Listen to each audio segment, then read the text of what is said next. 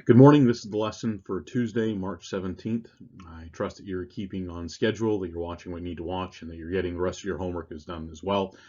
I know this is a unique situation, and I'm sure you're probably still settling into it, but this week is not yet spring break. We are technically doing work, so let me encourage you, challenge you to take this seriously, to do the best you can. We're going to continue our understanding of history. We have started with World War I. Yesterday, we actually got all the way up to the assassination of Archduke Francis Ferdinand. I want to rewind just a bit to help set the stage politically before we actually plunge into the war itself. Each of the countries, especially the great powers, but also the minor powers themselves, they entered the war with various motivations, various purposes, and quite honestly, various levels of stability. On one hand, you had Great Britain. Great Britain was well equipped for what was to happen, as well as any nation could be. It had a stable government. It wasn't perfect. We're going to see some of the flaws that were there, but there was trust in the system. The system had demonstrated itself time and time again. It had spent really hundreds of years getting to this point, all the way back to the Magna Carta and the idea of how should power be assigned. It all prepared Britain for this point. And then on the opposite side, you had the Ottoman Empire, and the Ottoman Empire was in the midst of disintegration. Even if World War I had never taken place, it's quite likely that the Ottoman Empire would have ceased to exist. So each of the countries, they enter the war in a different political situation. The previous century had been a hard one for the world, especially for Europe. The Napoleonic Wars of the early 1800s, concluding with the Congress of Vienna in 1815, had left a great deal of turmoil. And the primary fight was over the answer to the question as to who controlled power, who wielded the power of state.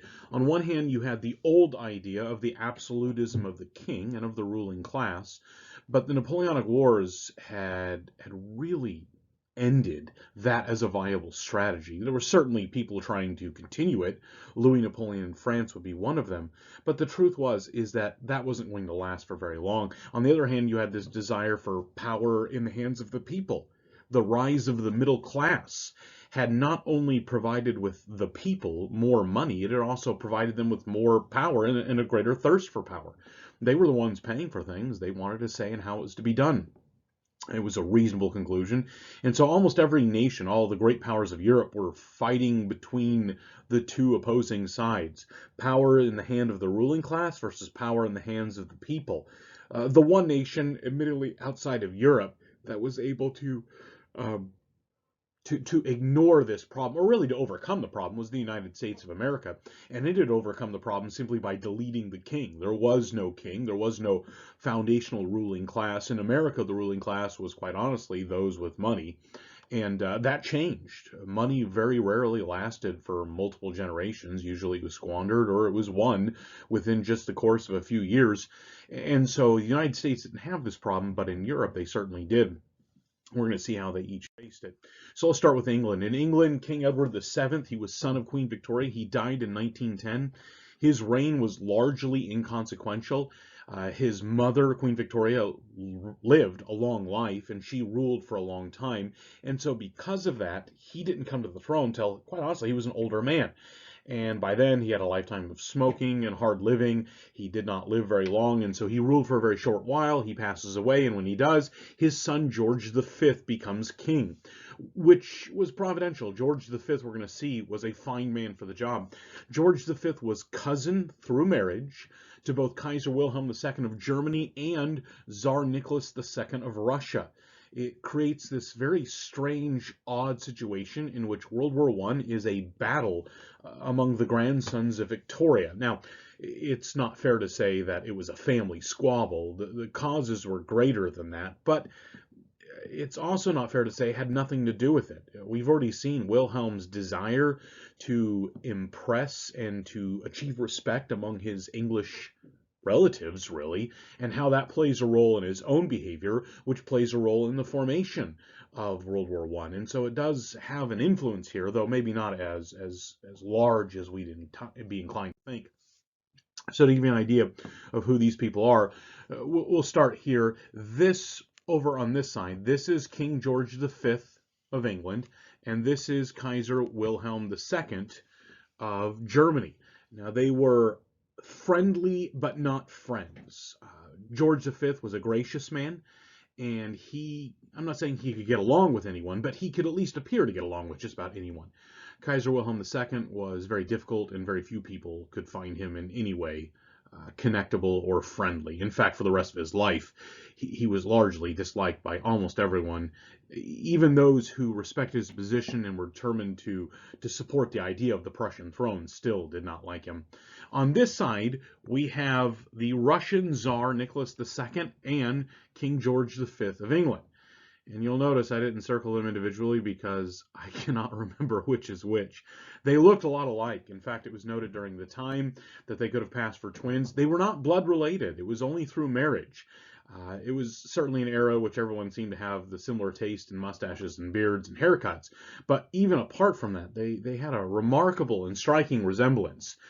In some ways, they were similar in the fact that they were both decent men. They were both kind-hearted men. They both cared very deeply about their family. They were family men, good husbands, good fathers. But Nicholas II was incompetent, and he was unprepared for what was to happen in the years ahead. In fact, we're going to see just how disastrous his reign is for Russia. We've already seen a chunk of it, whereas George V is completely prepared, as much as any human could be. He was the right man for the right job at the right time. And it's a stunning study in contrast as to how they conduct themselves during the war and what their nations do as a result.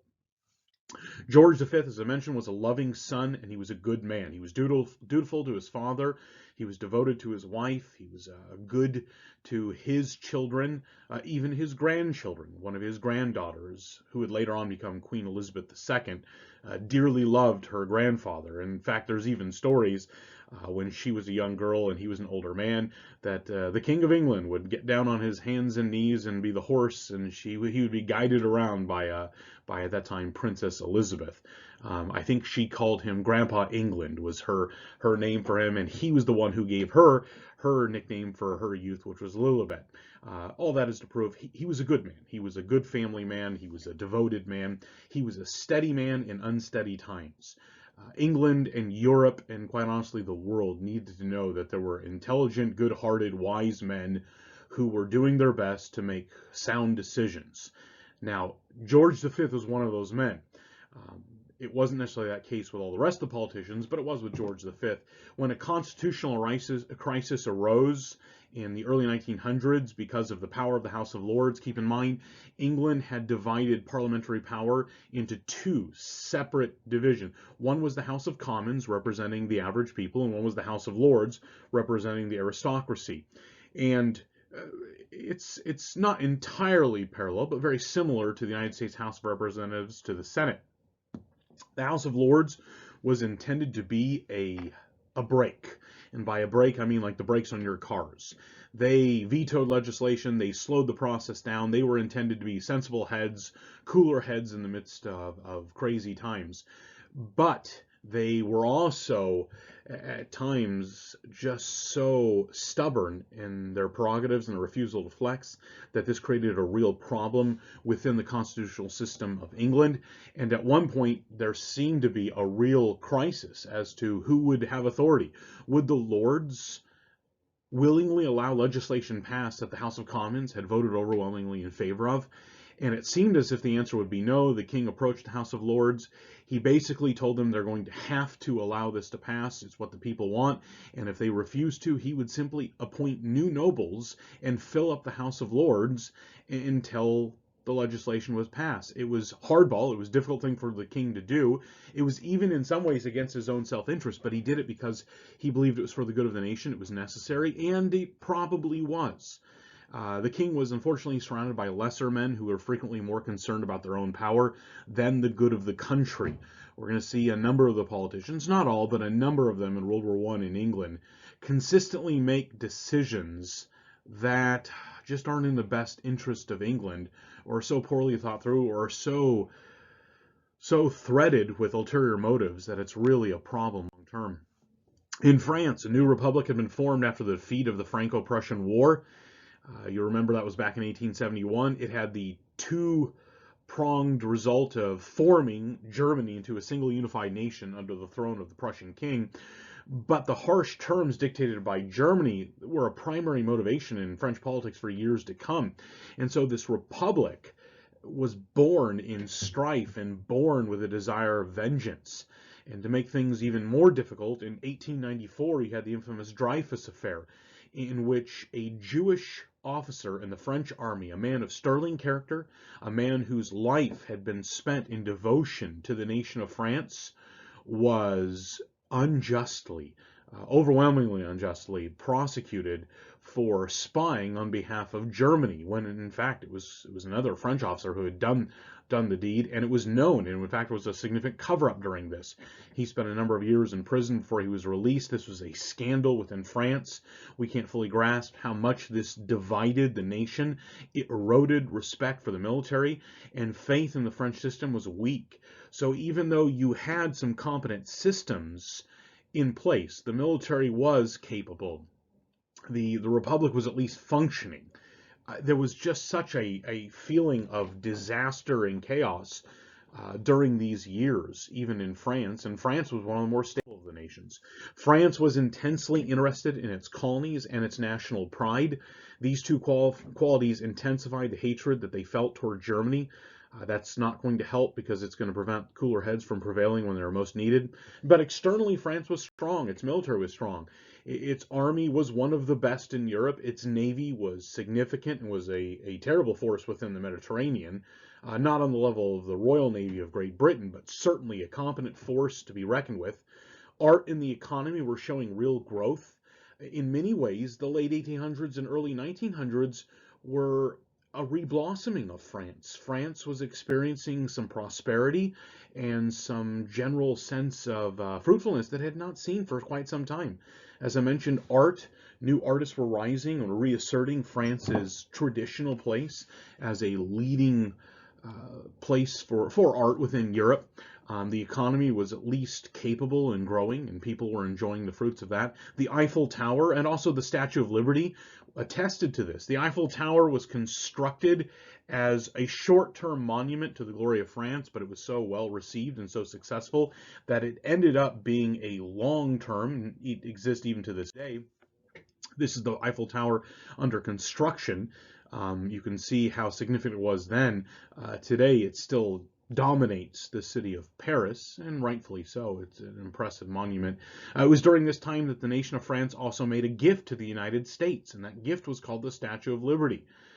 It was first made in France and then sent to the United States as a token of respect and friendship. And it was really, in other ways, it demonstrated just how powerful and how relevant and how important France was to the world. And so though France is going through some certainly internal turmoil, there's good things about France as well. Russia, we mentioned, was already experiencing revolution. That had started in 1905. There had been a number of uprisings. There had been murders and massacres and death. Russia was already in a bad place. The Ottoman Empire was dying. It was falling apart. Its component pieces were walking away from the empire, and the empire was unable to do anything about it. The coming war was going to magnify all these various problems. It was just going to make it worse. And very few of these nations were really set up to endure what was going to be a long war. And that brings us to the other dangerous dynamic, and that was this. It had been more than a generation since a large-scale war in Europe had taken place. Really, the last big fight was 1871, the Franco-Prussian War itself. And so you had an entire generation of Europeans who had not experienced the evil of war. Wars, unfortunately, it's within human experience. Wars get glorified over time. It's easy to forget what is horrible, and it's easy to remember what was grand and glorious. And usually when soldiers come home, they bring their stories of victory, they bring their stories of courage, and for sound reasons, they don't bring their stories of the hell that they've endured as they fought on the battlefield. And for 1910 through 1950, well, to the beginning of World War I, 1914, you had this generation of politicians all over Europe who had never experienced for themselves the terrors of war, but they had read about the glories of war, and they were determined to have a part in it. So there had been minor conflicts that had all taken place out in the colonies, out in Africa, out in the Pacific, but those had done little more than make for interesting newspaper reading at night. The new generation wasn't just afraid of war, they were actually excited for it. They thought this was going to be a splendid opportunity for them to demonstrate their manliness and their courage and the glory of their nations. Young men wanted to test their mettle. They wanted to prove that they were among the heroes of old, that they could take their place among prior generations who had fought and died. Older men wanted to show the greatness of their nations and add their names to history as leaders and generals and politicians who had led to this glorious time of triumph. Everyone believed the war would be, the word that they used was often splendid, and they also believed it would be brief.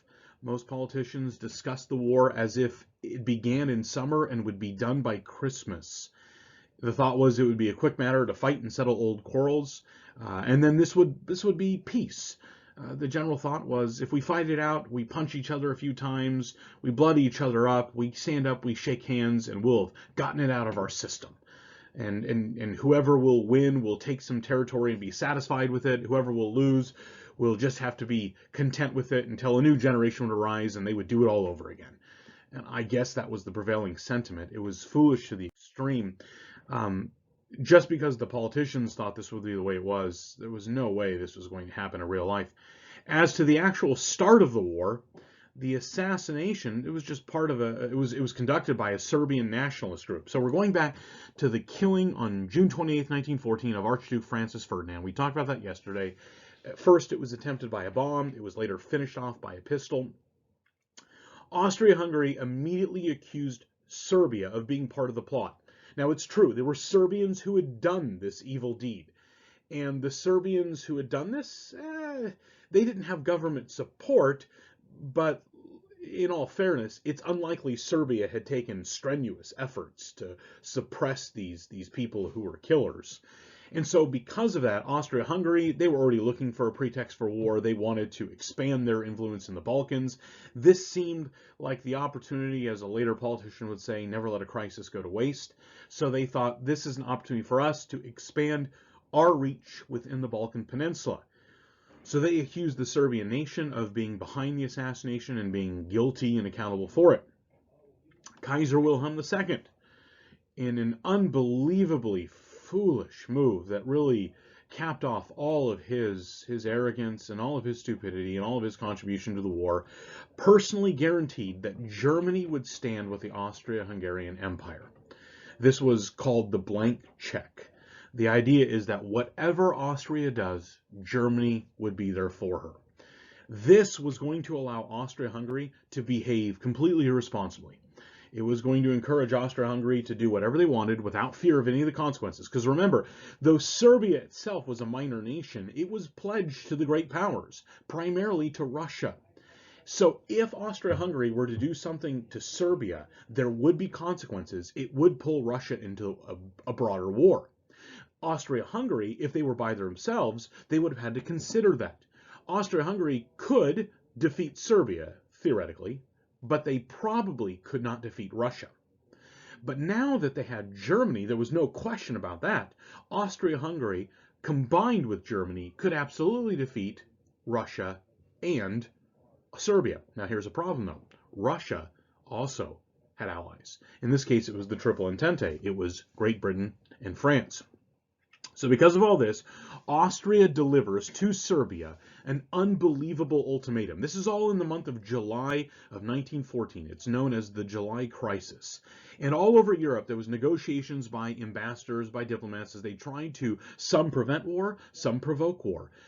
Great Britain was in the lead trying to prevent it, but Austria-Hungary wanted the war. As I mentioned, they were looking to expand territory within the Balkans. This seemed to them a perfectly good opportunity to do what they had always wanted to do, which was expand and to take into possession land that they wanted.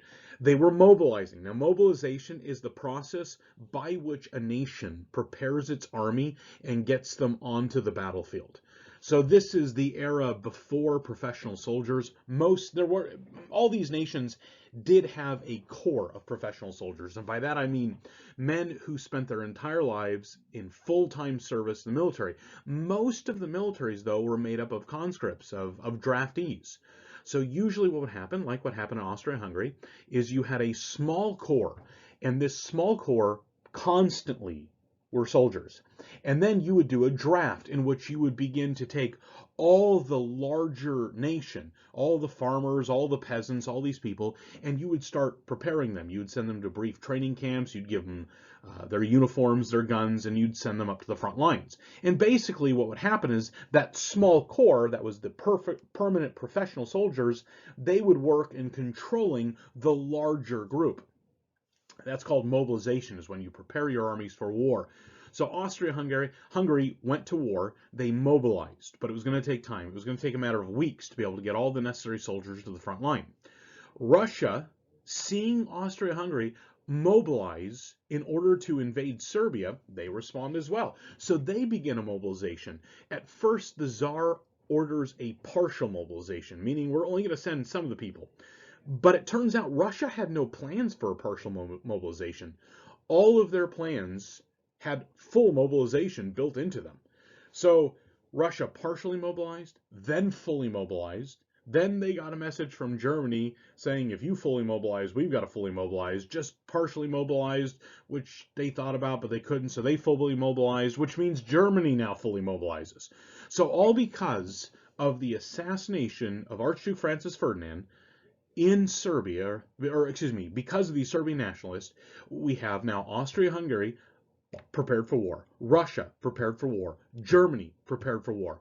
During this time, Germany also tells France that France should not abide by the Triple Entente. They should ignore whatever responsibilities they felt toward Russia. They should let them go. It wasn't worth it, but France couldn't accept that. And what happens? France is going to mobilize. So, end of July 1914, here's what happens. Austria-Hungary declares war on Serbia. Russia responds by declaring war on Austria-Hungary. Germany, therefore, responds and declares war on Russia. Seeing that now Russia had both declared war and had war declared against it, France begins to mobilize. This means now Germany declares war on France. Germany had built a plan to invade France that involved passing through Belgium. Belgium was officially neutral. Belgium officially was saying, we don't want to take any sides here. But Germany had to declare war on Belgium because it was built in their plans. England had not yet declared war, had not yet mobilized, and tried to negotiate a peaceful solution, but it was much too late and nobody was listening to England. So England was forced to declare war on Germany, and Germany responded and declared war on England. So in the course of just a month and a half, we went from the assassination of, I don't want to say insignificant, but unimportant heir of the Austro-Hungarian throne, who had done very little and was likely to do very little. He gets assassinated, and now every great power in Europe has now declared war on each other. And this was going to be a war that was closer to the Napoleonic Wars than the Franco-Prussian War. This was going to be a general war, a war that was going to be fought all over the planet. And nobody really could comprehend the depth and the significance of this new development. Now, the Central Powers were Germany and Austria-Hungary and all of their allies. So the Central Powers are led by Germany. They had poor communications. They had not developed the necessary systems to be able to communicate to each other among the armies. There was a lot of variations there. Germany was modern and one of the most powerful nations on earth.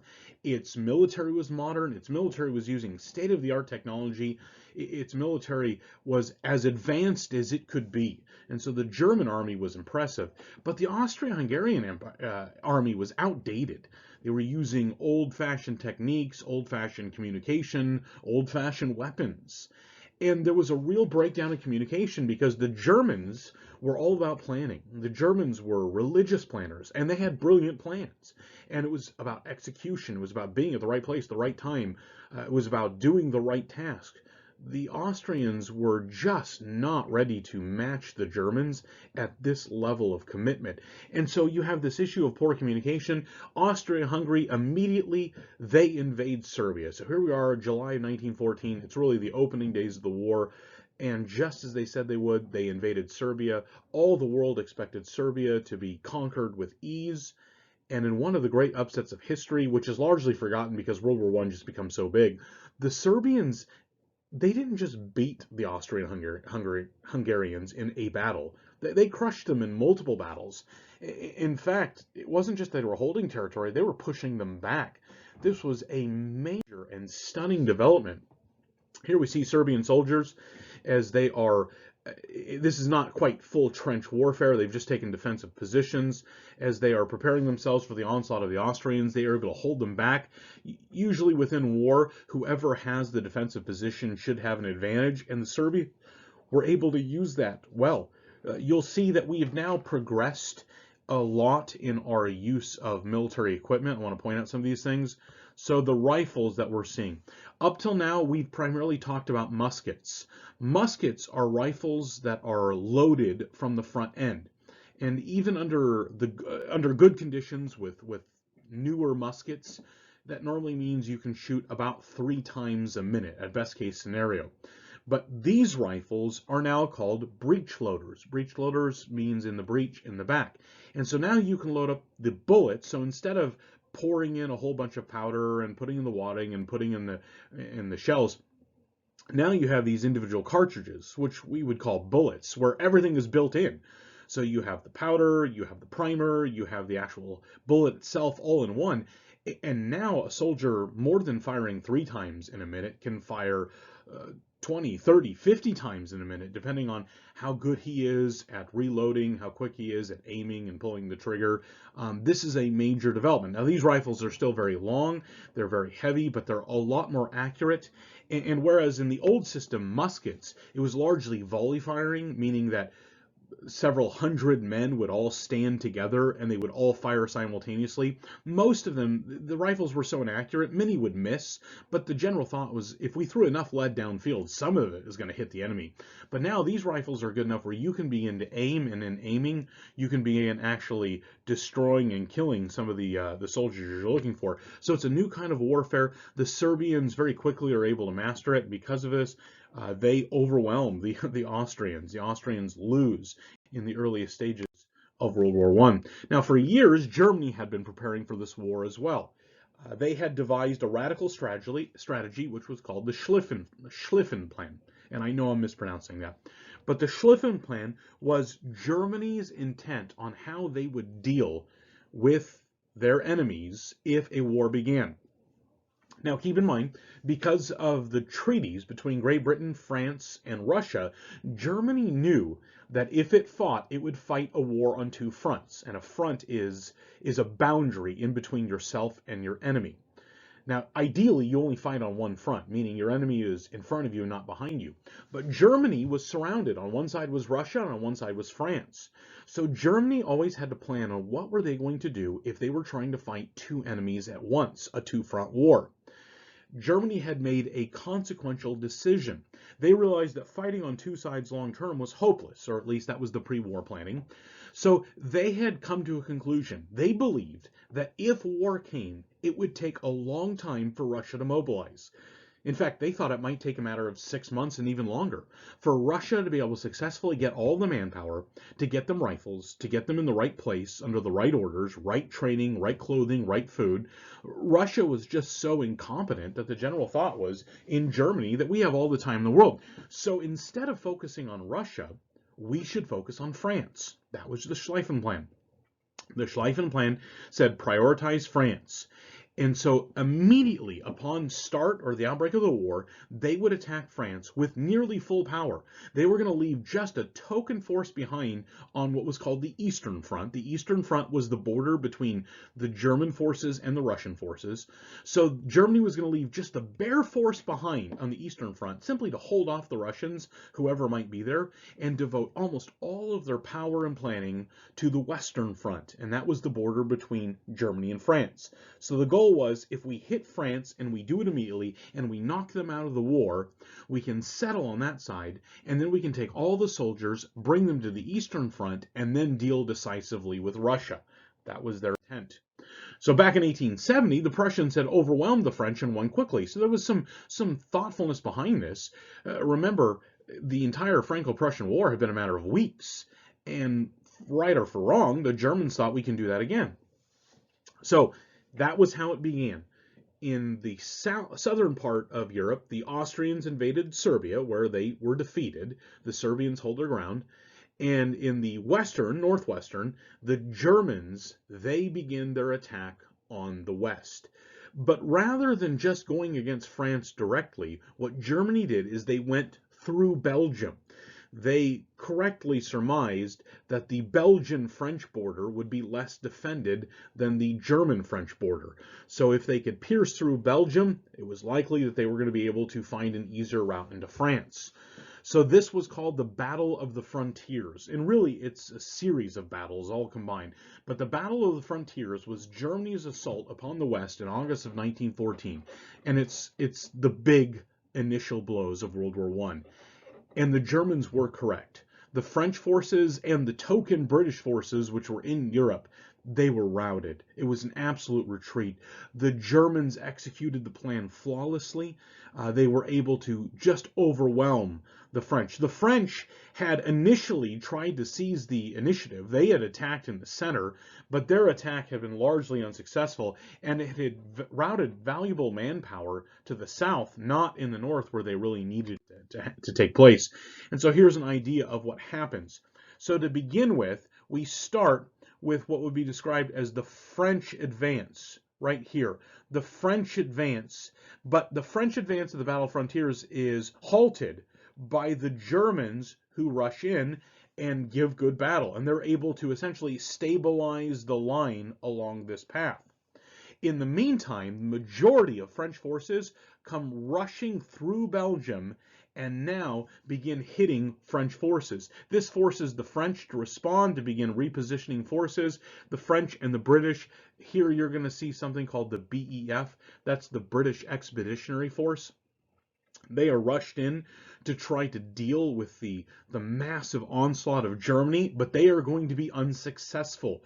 As they arrive, they do not have the necessary defensive positioning, and they are going to be overwhelmed. And so the Battle of Frontiers is largely a German victory. Germany swept through neutral Belgium. Along the way, they murdered civilians. This shocked the world. It was the realization that this was going to be an uncivilized war, if there can be such a thing as a civilized war, that it was going to be total war, that just because you were not a soldier didn't mean that the enemy wasn't going to consider you a combatant. And long term, this was going to have major ramifications in how the war progressed. But Germany maintained a cruel occupation of Belgium, a murderous occupation of Belgium. Eventually, though at great cost, the Allies were able to grind the offensive of the Germans to a halt, and it took committing all the reserves. Everything, basically, they threw into the gap to try to stop the North German advance. They were successful, but not for very long. And this concluded what was called the Battle of the Frontiers. This gave both sides breathing space, basically 1 month. And so for 1 month, everyone repositions forces, everyone rushes up men to the front lines. Remember, both sides are still in the process of mobilization. Both sides are still calling up troops. And so they're immediately sent into the utter disaster that is unfolding in Europe as these massive armies of millions of men are meeting each other. So by the next month, the Germans renewed the offensive.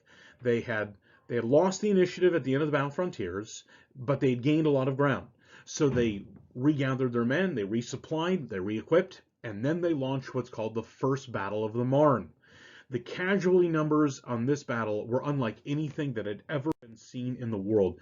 Within the first 3 months, and now we have battles that don't just last for days, we have battles that are lasting for months. Within the first 3 months, the total casualties for both sides was well over 1 million men. 1 million men who were either dead or permanently disabled. Nothing like this had ever been seen. The Napoleonic Wars had been a fraction of this. Even the very bloody American Civil War, we're measuring the dead and the wounded in tens of thousands. And now we've promoted all the way into 1 million, and this is for a single battle.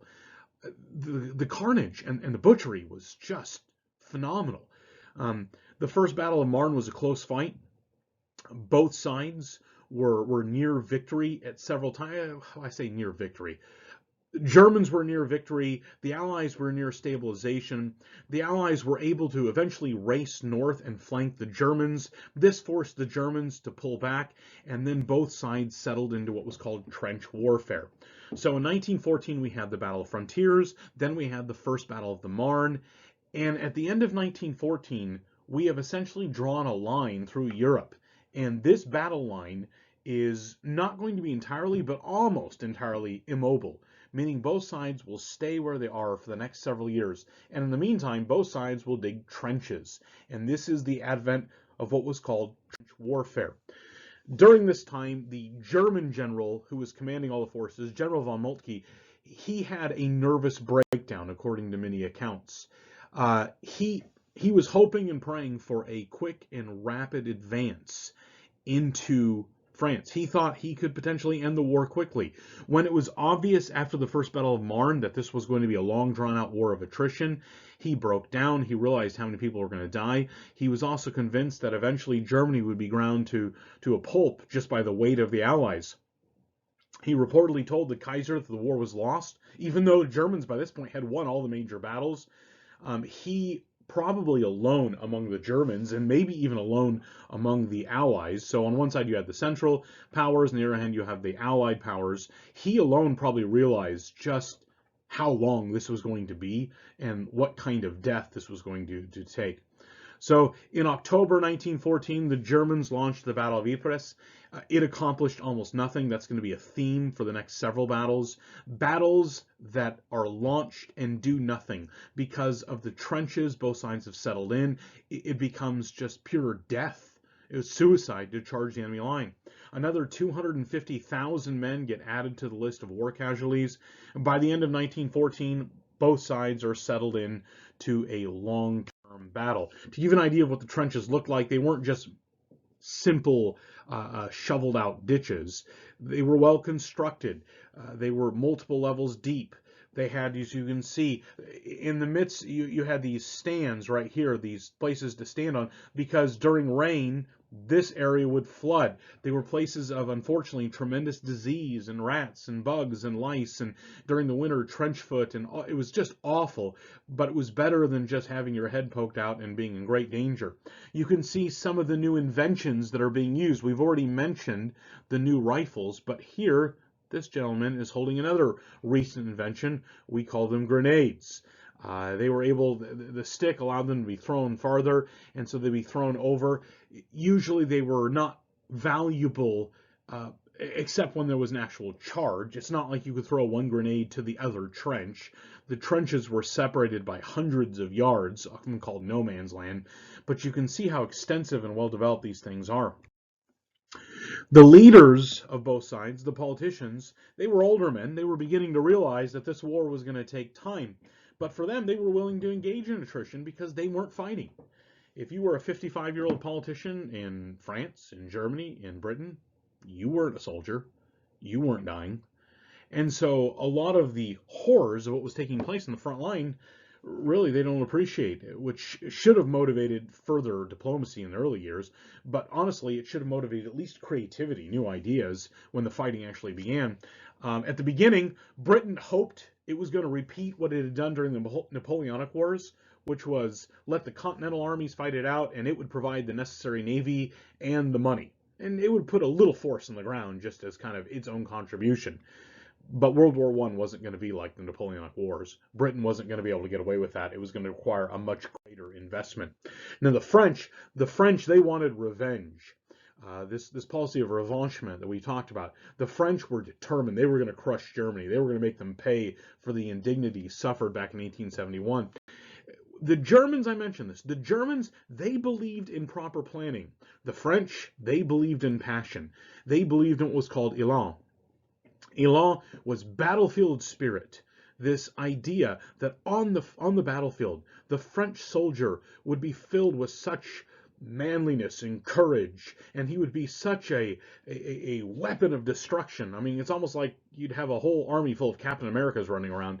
And the general thought is that the Germans would be overwhelmed by the French bravery and courage and initiative. So the French charged. but they charged with raw passion. The Germans were armed with machine guns. Machine guns do not care whether or not you have passion. They kill you. So they charged and they died because the Elan actually made them do things that were, from a military perspective, foolish. They lacked proper planning and depended solely on battlefield initiative. Now, in honesty, you need both. You need to both have a plan and you need to have the courage to execute the plan and sometimes even stray from the plan when the opportunity arises. But France did not have that. They were largely devoted to this idea of courage and of overwhelming them by their manliness. The Germans, they believed in their plan. Now, admittedly, they also had courage. They were no less courageous than the French. Their planning was much better, which is why they had been so successful in the early years of the war. But the truth is, everyone's ideas were wrong. It wasn't just a matter of planning. It wasn't just a matter of courage. This was a new war. This was new technology, and nobody was prepared for the changes it was going to bring. By 1914, the war was less than 6 months old, and already 1 million men were dead. Dead. I'm not even counting the ones who were wounded or permanently disabled. We're talking dead. Both sides in the West would now commit themselves to horrible, slow destruction for the next few years. Both the Central Powers, Germany and Austria-Hungary, and by the way, the Ottoman Empire eventually goes in on the side of Germany, Austria-Hungary, but also the Allied powers, Britain and France and Russia, and they are determined that they will just continue to throw men at the problem until more and more men have died, and it's easily the bloodiest conflict the world had seen. Battles would come and go with the same result. Men would charge, men would die. And so what we've essentially done is we've told the story of the Western Front in 1914. And though Germany has made significant gains, it has taken a lot of territory, nobody is going to move for a number of years. But that's not going to stop both sides, from throwing men at each other, which will just result in senseless death. So tomorrow we'll start with the Eastern Front, and we'll continue developing what was happening in World War I.